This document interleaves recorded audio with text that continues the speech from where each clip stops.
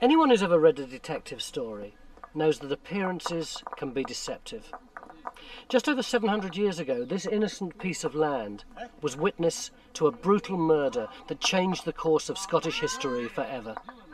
In May 1297, the Sheriff of Lanark, Sir William Heselrigg, was hacked to death here by a young Scottish patriot.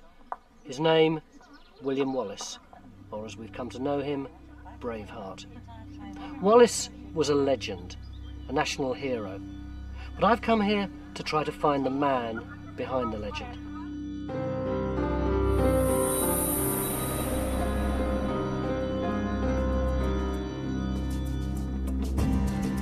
If you've ever watched the movie Braveheart, forget it.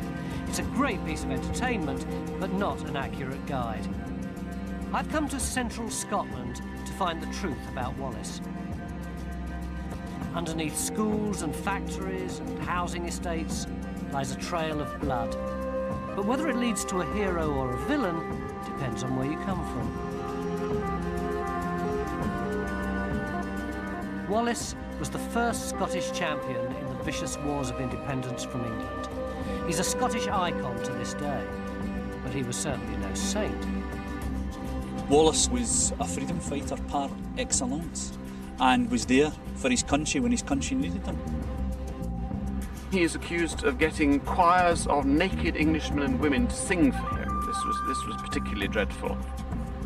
He was an underdog, a second son of an unimportant knight, and yet he had something in him which people responded to. He must have been an extraordinary man. We should never have heard of William Wallace. And we might not have done, except for an accident of history. When Wallace was born, there was no war with England. Scotland was prosperous. Life was good. Then, disaster struck.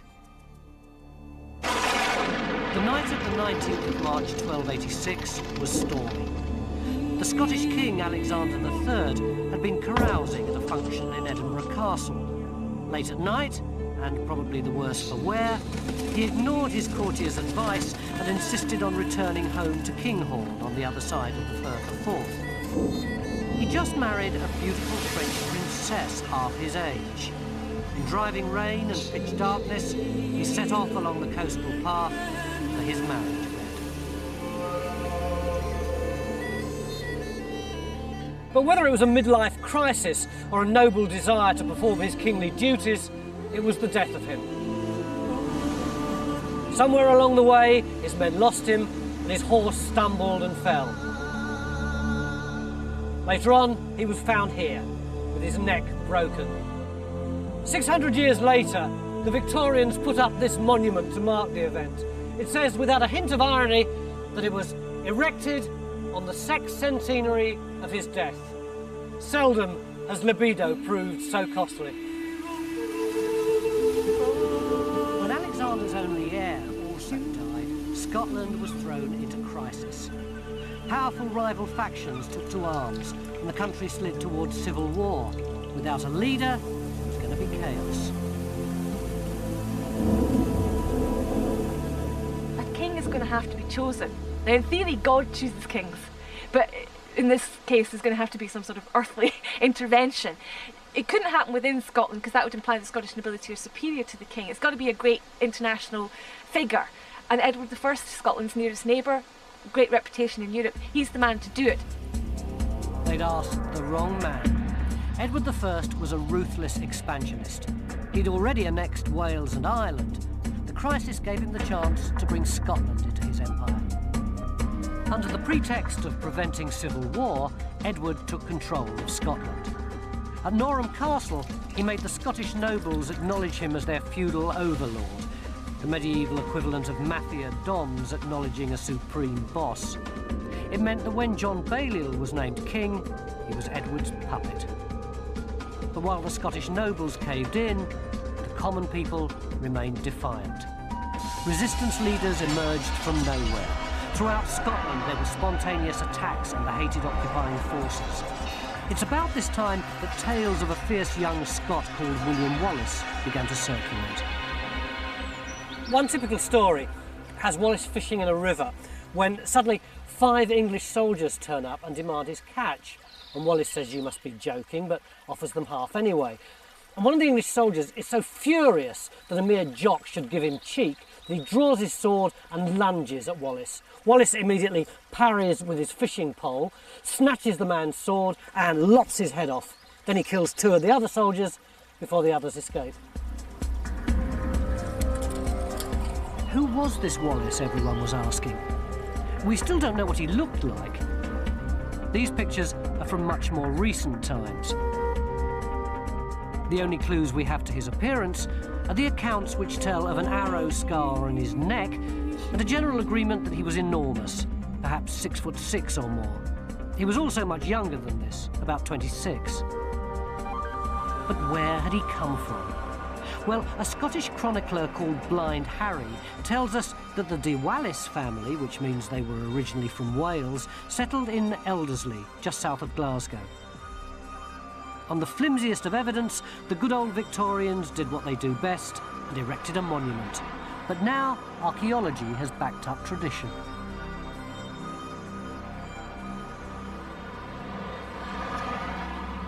So what would have been on this site when Wallace was alive? Well, this is the site where Wallace first saw the light of day, and there would have been a fortification here. There was an archaeological dig done in 1998. There's a hedge that runs right round the site here, and it shows the outline of the original wooden palisade that would have surrounded the fortified property. When you say fortified property, what would it have looked like? There would have been a hall house of some sort, either made of timber or stone, surrounded by a wooden palisade. And this path that we're actually walking on at this moment actually is on the site of the ditch. As I say, there was a dig done here in 98, which I saw, and the ditch still actually exists. It's carved out of solid stone, and it's right under this path in which we're walking right now. So what does that mean about Bruce's family, about Wallace's family? Middle class, I would say. If you were looking at it in a sort of modern term, you would say middle class, upper middle class perhaps. So in 1270 it would have looked something like this. On the raised ground was the northeastern corner of a fortified hamlet run by the Wallace family. They were minor nobles descended from the Norman aristocracy, and although they would have thought of themselves as Scottish, they would probably still have spoken French within the family. But here's the weird thing. The only record of Wallace's youth tells us that he was taught by monks and was going to be a priest. It's possible, because the church was a traditional option for minor nobility without land to inherit. But the only physical evidence we have suggests Wallace was embarked on a less pious career.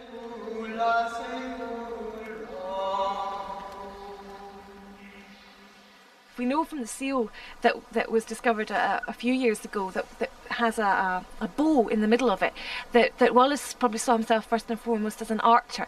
Now, that probably didn't mean he was a soldier necessarily. It may have been a bit on the poaching side of things, on the hunting of deer.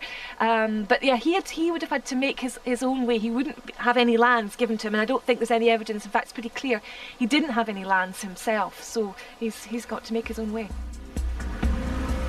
It's likely then that Wallace was a bit of a tearaway, who came good when history gave him a cause.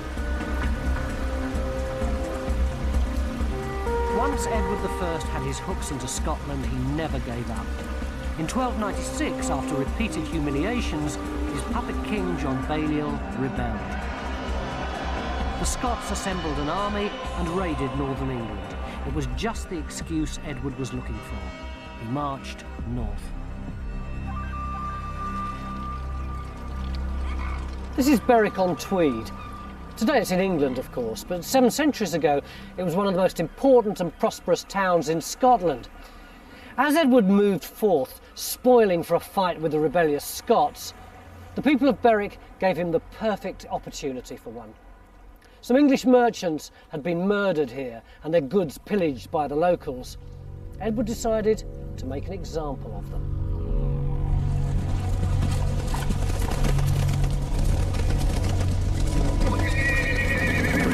The massacre that followed shocked even the partisan English chroniclers of the time. Edward unleashed thousands of trained killers on an unsuspecting band of lightly armed civilians. There wasn't much resistance. You see that Land Rover over there? Well, just beyond it, there was a building called the Red Tower, and some Belgian merchants holed up there, firing arrows, and they killed Edward's cousin. So eventually, he personally ordered their deaths by having them burnt alive.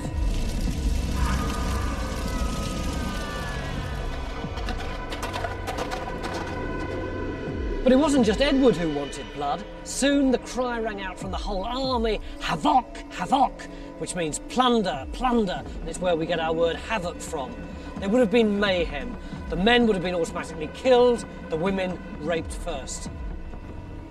The chronicles say the slaughter lasted 3 days and only stopped when Edward saw one of his men hacking a woman to death as she was actually in the process of giving birth. They say that half the population of Berwick was slaughtered and that the River Tweed ran red as the bodies piled in. The massacre at Berwick was just the beginning. Edward crushed the Scottish army, shut up John Balliol in the Tower of London, and took the Stone of Destiny, the symbol of Scottish kingship, back to Westminster, where it remained for 700 years. It seemed like total capitulation.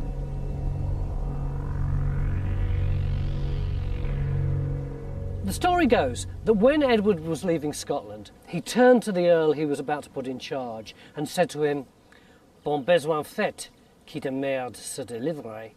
In other words, the guy who gets rid of shit is doing a really good job. Edward thought that he'd got rid of the problem of Scotland. He thought that by conquering the nobles, he was conquering the people. But he was wrong, as William Wallace was about to make very clear.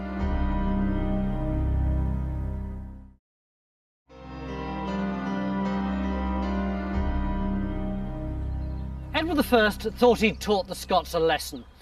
But the slaughter at Berwick had exactly the opposite effect. All over the country, spontaneous opposition broke out. Then, in 1297, William Wallace burst onto the scene. But according to the chronicles, it wasn't the public atrocities at Berwick that brought him into the limelight, but a private grudge here at Lanark.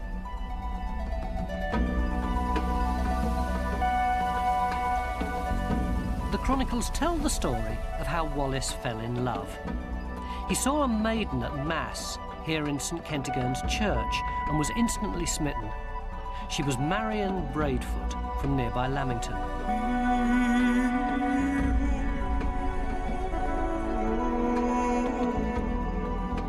The story goes that Wallace carried on a clandestine love affair and eventually married Marion. But the English Sheriff of Lanark, William Heselrigg, also had his eye on Wallace's girl.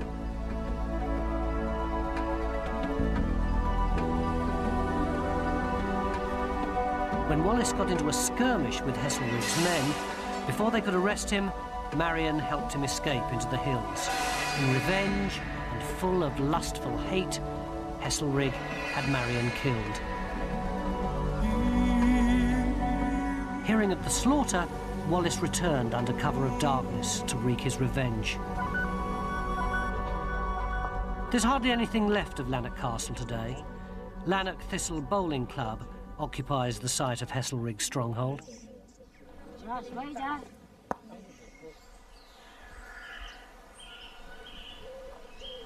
Heselrigg wouldn't have expected Wallace to return, but he did. In May 1297, he and his men probably slipped into town in ones and twos and then joined up, ready for their revenge. The attack was swift and terrible. Wallace went straight to the sheriff's house, surprising him in his bed. One blow of his enormous sword went straight through the sheriff's skull, down to his collarbone. Death would have been instantaneous, but a young follower made sure by stabbing the inert body 3 times. Then the Scottish raiders went on the rampage, killing the English at will, sparing only women and priests.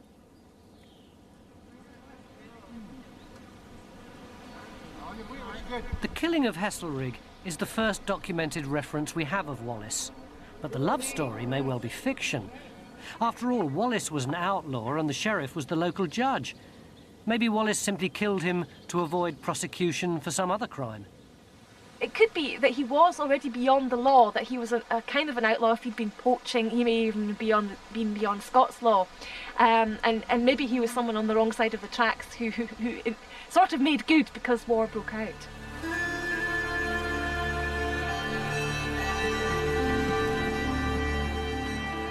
And because of his success, legends stick to Wallace like glue. He's an archer and he kills the local sheriff. Now, at that time, stories of other fugitive noblemen like Robin Hood were hugely popular. We know that Wallace's maid Marian only appears in later versions of the story. Maybe the chroniclers wanted to turn Wallace into a Scottish version of Robin Hood, and so they gave Wallace his maid Marian too. And while we're on the subject of myths and legends, this is probably a good time to admit that Wallace was never called Braveheart. That's the name that belonged to that other Scottish hero, Robert the Bruce, after he died, when his brave heart was put into a casket and carried into battle. Sorry. Wallace's slaying of the Sheriff of Lanark made his reputation. People started flocking to his cause. The outlaw band became a militia and then an army. And at its head, a nobody from Elderslie. Well, that's it. That's the key to it, isn't it? It's the personality of Wallace. I mean, he must have been an extraordinary man. We should never have heard of William Wallace, and we wouldn't have done if it wasn't for this war. He obviously had leadership qualities, but I think he also had that single-mindedness, that devotion to a cause, one cause, which in this case was Scottish independence, that meant that he would, there was no other way for him. And I think he's just one of these extraordinary people in history that do extraordinary things by their own personality, not by the situation that they found themselves in. But Wallace wasn't alone. In the Highlands, a young nobleman called Andrew Murray had been fighting an equally successful guerrilla campaign. When Wallace joined forces with Murray, the rebellion became a revolution. The English had to act.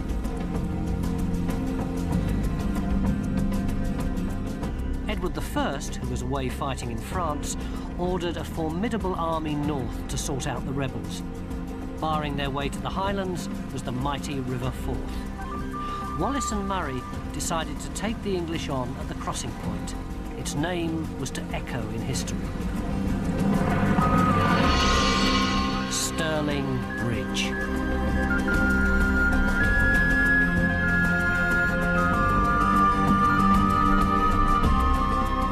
In 1297, the bridge held the key to the strongholds in the Highlands, graphically demonstrated by this 13th century map. If the English were going to take Scotland, they had no choice but to cross.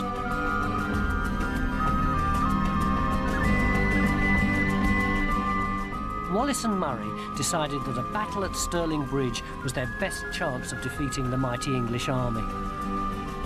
But it wasn't this Stirling Bridge. Amazingly, the exact location of Wallace's greatest triumph was a mystery until recently. Nobody could find the foundations of the original bridge. Find them, and you find the battleground. Then, amateur archaeologists decided to test a local tradition that the bridge lay upstream from today's with some homegrown technology. I don't understand how you ever managed to see those pillars under this water. It's pretty murky, isn't it? Well, it is pretty murky, but there are times of the year when the fresh water's coming down and we can see. We used an old method that the pearl fishers used, which was to make a bucket out of wood with a glass bottom, and they could see the freshwater mussels on the bed of the river. Sorry, Turk.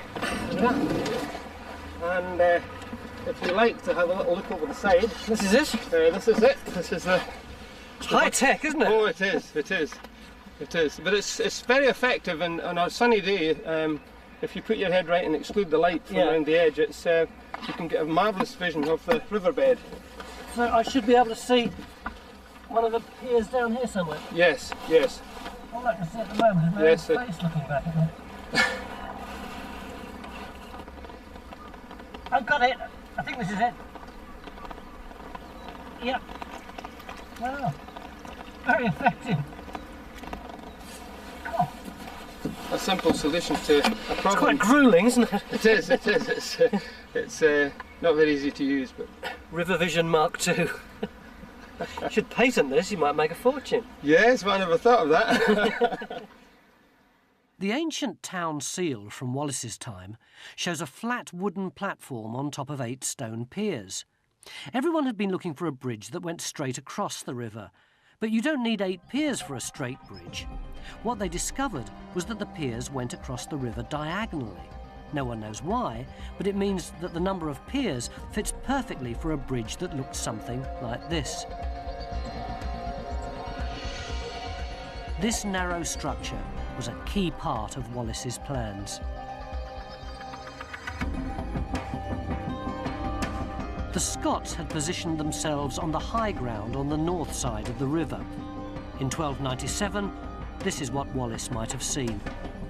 He and his lightly armed foot soldiers would have had a clear picture of the task that faced them. Looking south to the river, they could see the English as they prepared for battle in the shadow of Stirling Castle. Accounts say that the English had brought 1,000 cavalry and 50,000 infantry to face the spears and dirks of the rebels. They outnumbered the Scots by as much as 10 to 1. Wallace's men knew it was make or break. The English army at that time was regarded as the mightiest fighting machine in Christendom. Wallace must have been a dynamic leader to have instilled in his men the belief that they could win. Not just against superior numbers, but against much more superior armaments, horses, weaponry, even money when it comes down to it. And even although they were outnumbered, Wallace used the land of Scotland itself to help. The Forth looped round, leaving an area of boggy ground between the English and the Scots. This was crossed by a single raised causeway that followed the same course as the road does today. The bridge and this narrow road caused a bottleneck. The logistics of getting the sheer numbers onto the field of battle would have made for a scene like the start of the London Marathon.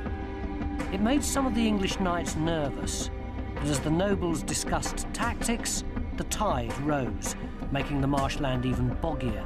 Delays and indecision were to prove fatal. 3 times the English started across the bridge, and 3 times they drew back. Dominican friars were sent across to offer Wallace peace terms, but the message came back: "We have not come for peace, but to avenge our country." The upstart was spoiling for a fight, and the English were happy to oblige. Wallace and Murray couldn't believe their luck. The enemy was about to fall into their trap. The narrow bridge could only take 2 horses at a time. As the heavily armoured mounted knights rode off the causeway to form a battle line, the ground became too boggy for an effective charge. The English were probably expecting the Scots to wait till they'd all processed across the bridge and lined up nicely. That was the etiquette of chivalry. But Wallace and Murray weren't like that. They were street fighters, engaged in a last-ditch attempt to save their country. They waited until just the right amount of Englishmen had crossed, enough to fight and enough to kill, and then Wallace gave a single blast of his horn.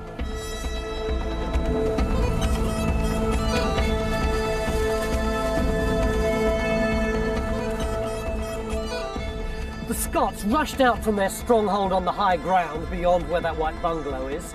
They attacked on both flanks and they cut off the English retreat back to the bridge. With no room to form up and completely unable to manoeuvre, the English were stuck. The Scots slashed at the hamstrings of their horses and stabbed at their underbellies, and as the horses fell, the English were dead meat. It was carnage.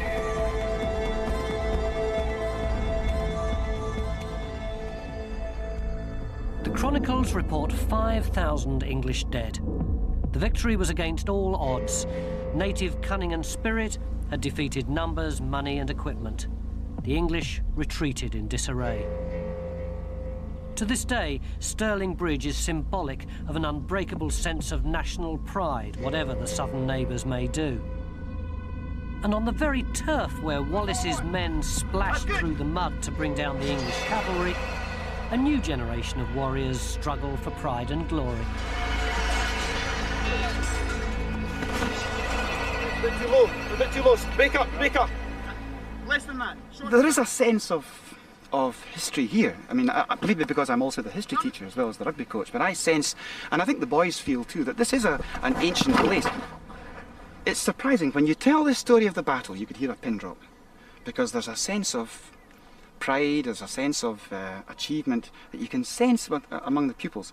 Sure, you lose the atmosphere a bit later, but for that moment, there's something in them that they just feel, hey, yeah, we did this here. William Wallace was a national hero, but he was now on his own. His partner, Andrew Murray, had been one of the handful of Scottish casualties. Nevertheless, the Scottish tales were up. Wallace decided to take the battle to the English. The next time they saw the avenging Scot was going to be on their own turf.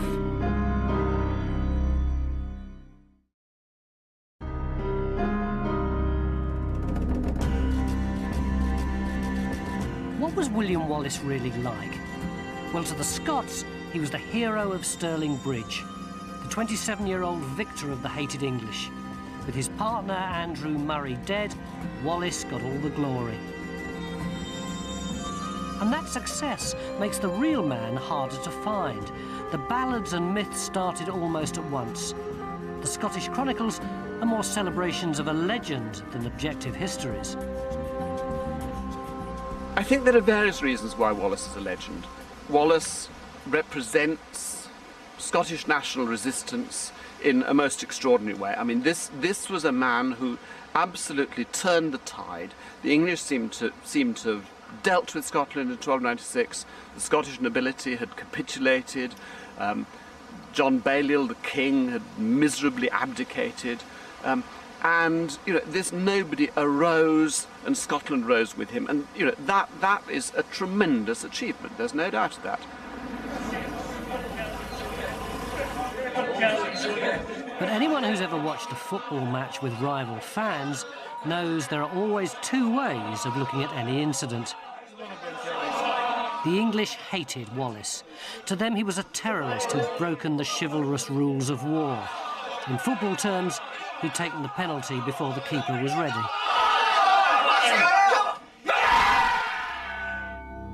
And what happened next seems to confirm that Wallace had a much darker side. Buoyed with his success at Stirling, Wallace swept into northern England. It was time for the Scots to vent their fury. The English chronicles are full of stories of Wallace's savagery. He put monasteries to the torch and laughed as monks were drowned in front of him. He slaughtered women and burnt schools with the school children inside. Rape, torture and atrocity marked his progress through the borders. He shocked an age hardened to brutality. The stories evoke contemporary parallels. The English accused Wallace quite explicitly of effectively ethnic cleansing, that his intention was to get rid of everyone that spoke English from the north of England. Even the Scottish chronicles realised there was a problem. They said he tried to prevent the excesses of his men, defending priests at the altar. On the other hand, they made no bones about his hatred of all the English. So was Wallace a national hero or a war criminal? The National Wallace Monument is the great Victorian expression of his legendary status. It dominates the landscape of Wallace's great triumph at Stirling. Braveheart fans and Scots from all over the world, including the South Florida branch of the Stuart clan, come to pay homage. But even here there's a grim recognition that there was little room for compromise in medieval warfare. And the said Provenance executioners would then put this through the back or the front of the head. And that is your cranial spike. If you knew Wallace as a person, he probably wasn't the sort of guy you would like to get on the wrong side of. He was probably terrifying. There was probably an awful lot of people in Scotland that were either feared him or hated him at the time. We see him as a national hero and we see him differently. But Wallace's one major inherent strength was he killed Englishmen wherever and whenever he found them. That was his job, and that's what he did. Not to be confused with your dispatching dagger, which has two sharp edges, one to the left and one to the right. Essentially, Wallace was a man of his day. Putting the mortally wounded out of their misery by impinging... There's no doubt that he was a very bloody, violent man, living in a violent age. And he stood no nonsense at all from enemies and butchered them as soon as look at them. But at the same time, here's a man that was a leader. He was an underdog, a second son of an unimportant knight, and yet he had something in him which people responded to. And he led them, he had a vision, he was true to his king, he was fighting for John Balliol, he had loyalty, he had a sense of purpose, a sense of achievement, he had a brain that could think of strategy. No, I think there are many good aspects of Wallace's personality and character which you can focus on, but we try to sort of say that those days are gone now when we want to slaughter the English. On his return from his campaign of terror along the English borders, Wallace was knighted, possibly by Robert the Bruce. Then Sir William Wallace was made Guardian of Scotland. In the absence of the king, he'd been given absolute power. Wallace knew the English weren't beaten. He began preparations at once for the defence of the realm. He put a gibbet in every major town to deal with backsliders.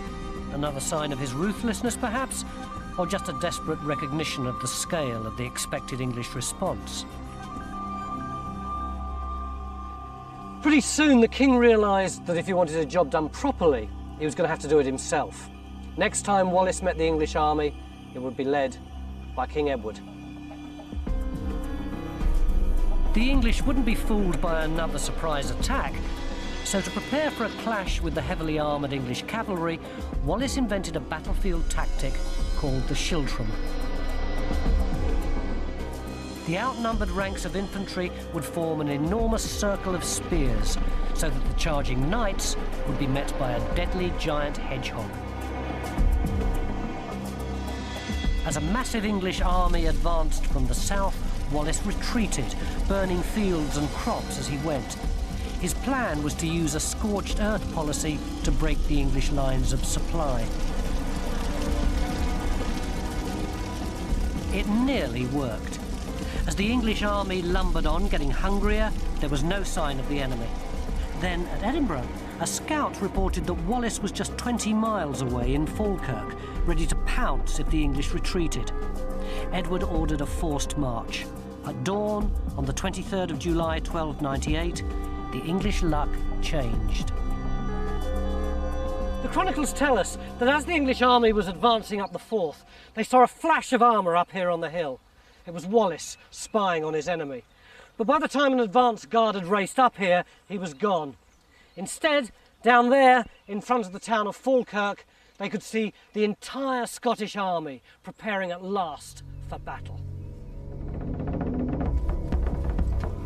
No one knows why Wallace chose to stand and fight. The English were almost out of food and ready to retreat. Perhaps he thought he might be overtaken and preferred to choose the battleground. Or perhaps Stirling had made him overconfident.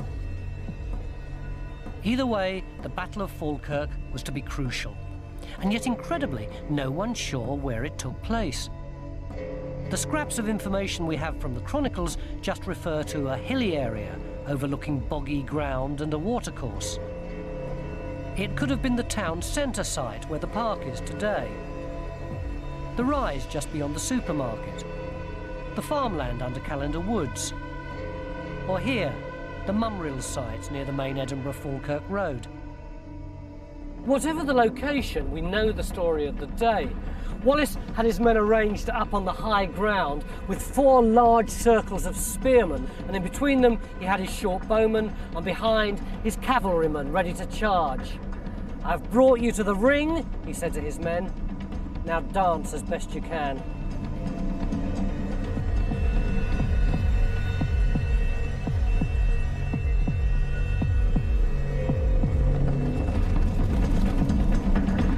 The English sent wave after wave of cavalry across the boggy ground, up the slope and onto the waiting Scottish spears.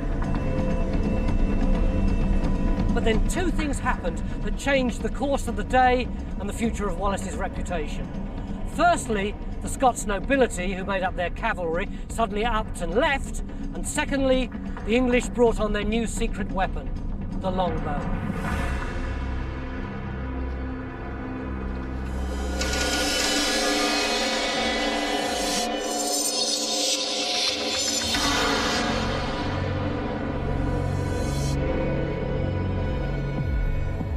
The longbow's range was deadly. Some thought it went against the rules of war, as horrific in its time as napalm, as effective as a machine gun. Wallace escaped with his life. 10,000 of his men didn't.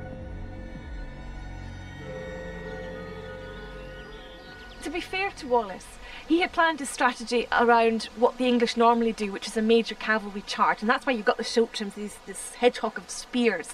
And he had trained his men well on this, and they'd been practicing for quite a while.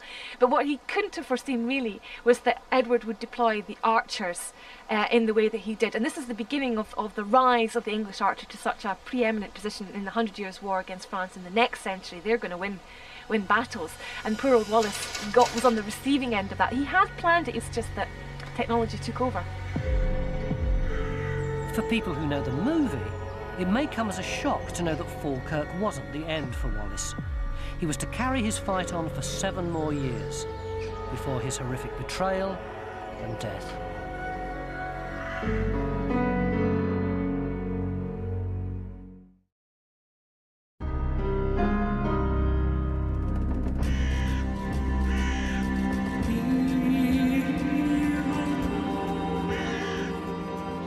Falkirk was annihilation. Wallace escaped with his life, but a reputation in tatters. His loyal foot soldiers had been slaughtered by English bowmen, and if Blind Harry's to be believed, his cavalry had simply deserted him.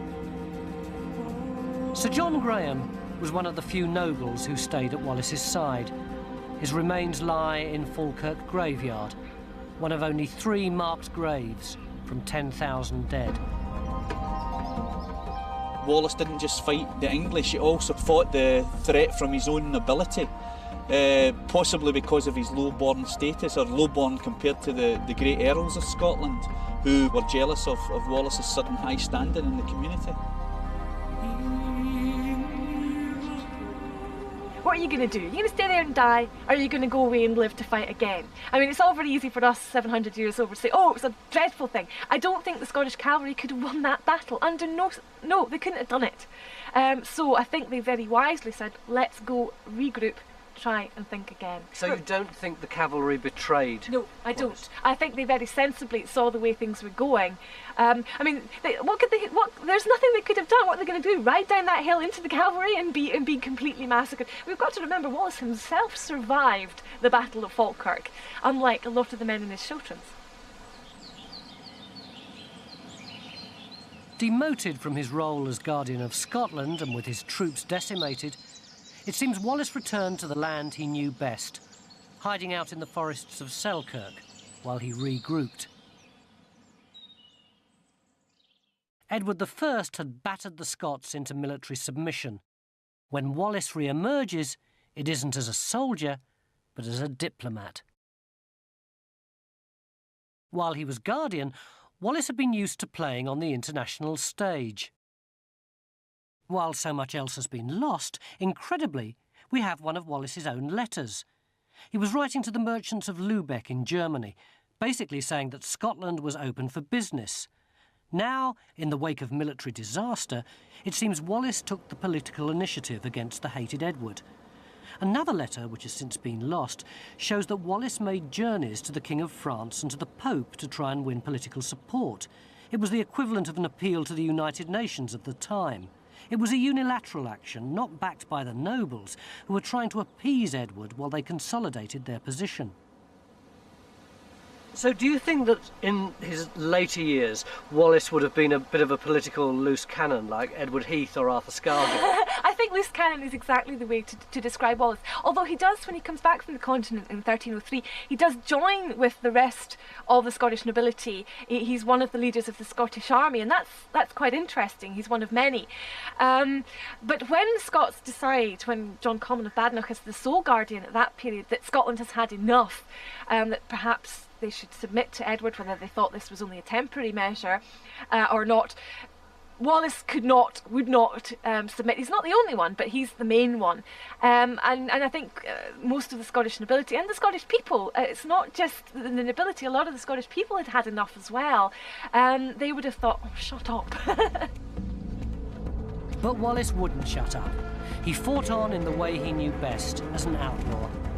While everyone else, including Robert the Bruce, went with the flow, Wallace kept one step ahead of the law. He went straight to the top of Edward's most wanted list.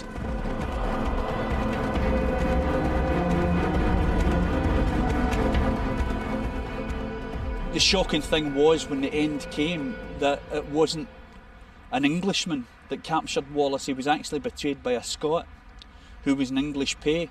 But an awful lot of the problems in Scotland down the century were succinctly summed up by Robert Burns, who said, "We are bought and sold for English gold." In 1305, Wallace was finally betrayed to the English. By this time, most of Scotland's nobles were back under Edward's rule again, and one of his tests of their loyalty was whether or not they were prepared to try to capture Wallace. But eventually the betrayal wasn't just political, it was personal.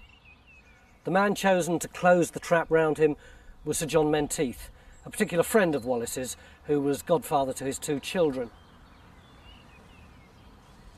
They surprised Wallace here at Rob Royston, just outside Glasgow.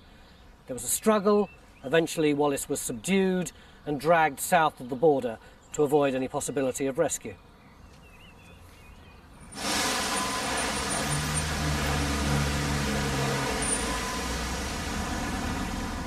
"17 bruising days later, he arrived in London. On the 23rd of August, Wallace was brought before the King's Bench at the Royal Palace of Westminster. This was once the largest freestanding building in Europe. In 1305, it was the intimidating setting for a show trial. Wallace stood silent, facing his accusers, as charge after charge was read out. He only spoke once, when accused of treason against Edward. He shouted out that he could never have committed treason, as he had never given his loyalty to anyone but the rightful King of Scotland.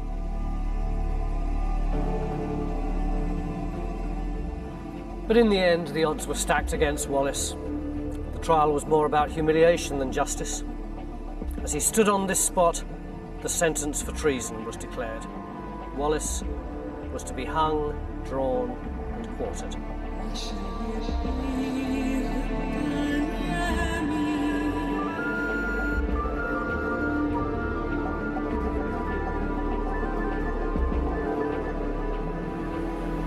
Stripped naked and with his feet tied to the tails of 2 horses, he was dragged through the city of London. His head banged against the cobbles. The London crowd pelted him with filth. Miraculously, when he arrived here, he was still conscious. In those days, this was known as Smoothfield. It was just outside the city walls. Today, we know it as Smithfield, the site of the famous London meat market. And here, just round the back of St Bart's Hospital, they butchered William Wallace. Now, in Wallace's case, of course, in his hanging, he'd be dangling there, suffocating, going purple in the face, eyes starting out of his head, bloodshot, struggling, arms and legs jactitating. He'd probably be incontinent of urine and feces, stool. Now, this required great skill on the part of the executioner, because he's got to cut him down while he's still conscious. Drawn, he'd slash open your belly with a knife, pull out your guts, pick up his knife and crudely hack it away. Toss the guts onto the fire. If he was still the slightest bit alive, he might smell his own intestines burning. And then hack the body open, the quartering, probably using an axe. Take out the heart, cut it out, show it to the crowds. Now, the heart would still be beating. Wallace by now would be brain dead. Crowds wouldn't know this. They'd see the heart beating, because the heart will go on after brain death, will go on beating for several minutes, perhaps even up to half an hour. Well-known phenomenon. Wallace's head was displayed on London Bridge.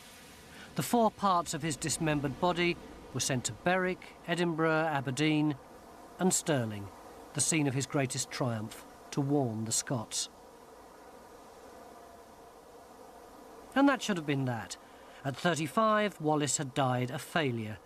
His reputation as a military genius had been smashed after just 9 months. Then for the next 7 years, he'd been powerless to stop Scotland falling under Edward's rule. But like many heroes who die young, his death sealed his immortality. It's Wallace's legacy that's his lasting achievement. Wallace's execution inspired Robert the Bruce to take on his mantle. 9 years later, Bruce invoked Wallace's spirit before the decisive Battle of Bannockburn, which established the independence that Wallace had so long fought for. Almost 5 centuries later, Robert Burns, who was brought up in the same forests where Wallace used to hide out, was inspired by Bruce's tribute. He wrote Scots Wha Hae. It's become Wallace's anthem, a symbol of what he represents. From Bruce's often led, welcome to your gory bed, or to victory. When the foundation stone of the Wallace Monument at Stirling was laid, 70 or 80,000 people turned out in the day to see it. So it meant something to people, even back in the days when Scotland was seen as North Britain. And any time that Scotland's future has been called into question, Wallace's shadow is there. A lesser man might have simply given up, but Wallace went on trying, admittedly not very successfully, but he remained absolutely consistent to that Scottish cause. And I think therefore it's hardly surprising that this man has become a symbol of Scottish nationalism in an utterly justifiable way. He is crucial to the Scottish psyche and to how the Scots have felt about themselves, and he is the symbol of unadulterated Scotland. It's a very macho symbol, I have to say. I sometimes wonder what we women really feel about Wallace, but he's very important as being somebody that we can look up to with no trace of having had any truck with England. But as a man of the people, Wallace came to represent personal freedom as well as Scottish independence. This is the Wallace Stone at Falkirk, where Wallace is said to have spied on the English. Miners in Scotland used to be bondsmen. 200 years ago, the local miners, released from their serfdom, started a tradition which lasts to this day, of marching here in the name of Wallace to affirm their status as free men.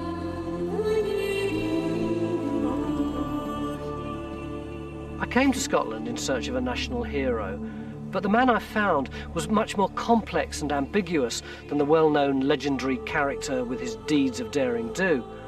Of course, Wallace was a man of his time. He was a brutal man in a brutal age. But his absolute insistence that no man or group should be able to dominate any other against their wishes makes him, for me, not just a Scottish hero, but a universal one.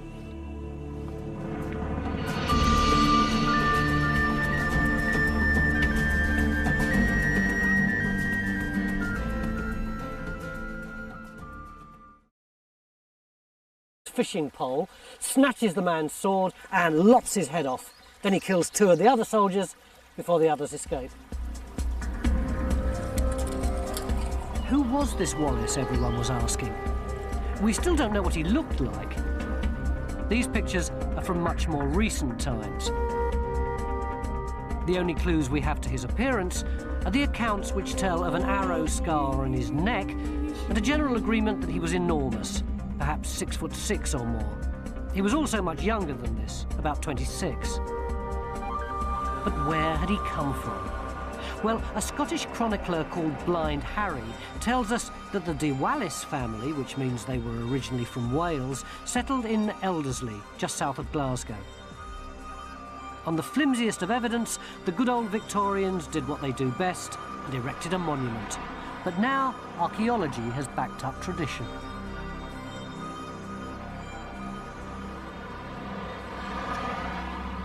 So what would have been on this sign? when Wallace was alive? Well, this is the site where Wallace first saw the light of day, and there would have been a fortification here. There was an archaeological dig done in 1998. There's a hedge that runs right round the site here, and it shows the outline of the original wooden palisade that would have surrounded the fortified property. When you say fortified property, what would it have looked like? There would have been a hall house of some sort, either made of timber or stone, surrounded by a wooden palisade. And this path that we're actually walking on at this moment actually is on the site of the ditch. As I say, there was a dig done here in 98, which I saw, and the ditch still actually exists. It's carved out of solid stone. Powerful rival factions took to arms, and the country slid towards civil war. Without a leader, it was going to be chaos. A king is going to have to be chosen. Now, in theory, God chooses kings, but in this case, there's going to have to be some sort of earthly intervention. It couldn't happen within Scotland because that would imply the Scottish nobility are superior to the king. It's got to be a great international figure. And Edward I, Scotland's nearest neighbour, great reputation in Europe, he's the man to do it. They'd asked the wrong man. Edward I was a ruthless expansionist. He'd already annexed Wales and Ireland. The crisis gave him the chance to bring Scotland into his empire. Under the pretext of preventing civil war, Edward took control of Scotland. At Norham Castle, he made the Scottish nobles acknowledge him as their feudal overlord, the medieval equivalent of mafia dons acknowledging a supreme boss. It meant that when John Balliol was named king, he was Edward's puppet. But while the Scottish nobles caved in, the common people remained defiant. Resistance leaders emerged from nowhere.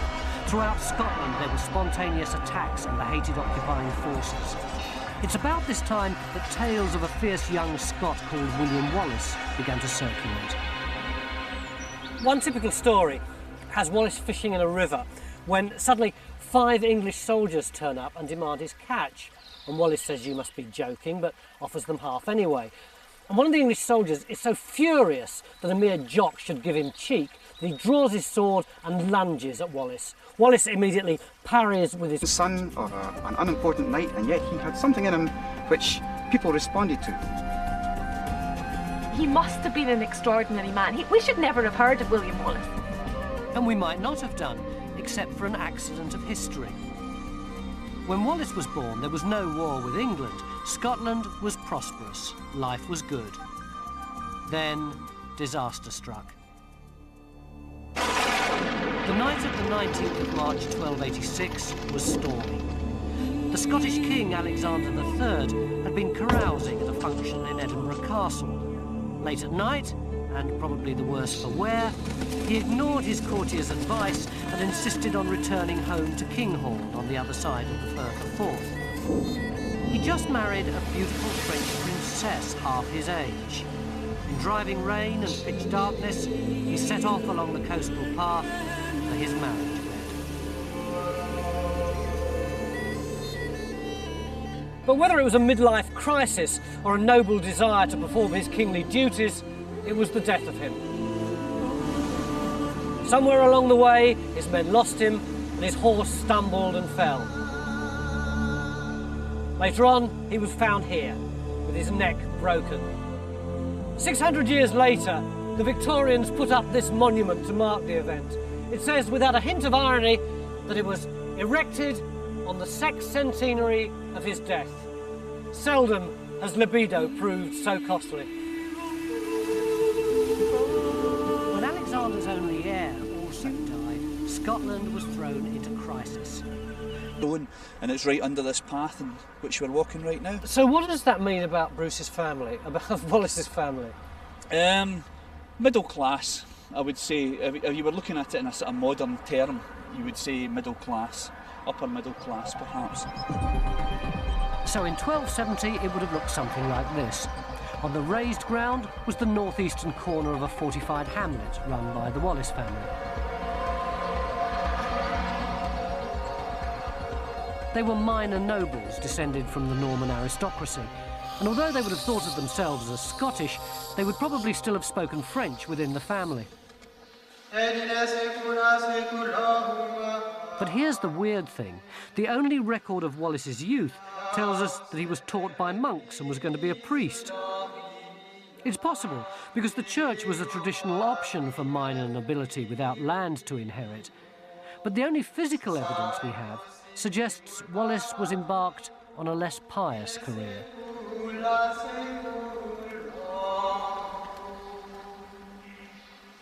We know from the seal that was discovered a few years ago that has a bow in the middle of it, that Wallace probably saw himself first and foremost as an archer. Now, that probably didn't mean he was a soldier necessarily. It may have been a bit on the poaching side of things, on the hunting of deer.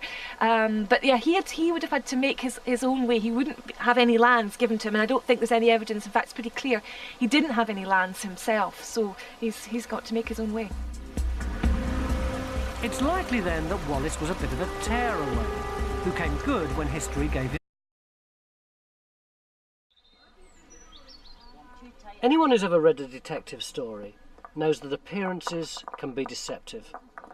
Just over 700 years ago, this innocent piece of land was witness to a brutal murder that changed the course of Scottish history forever. In May 1297, the Sheriff of Lanark, Sir William Heselrigg, was hacked to death here by a young Scottish patriot. His name, William Wallace, or as we've come to know him, Braveheart. Wallace was a legend, a national hero, but I've come here to try to find the man behind the legend.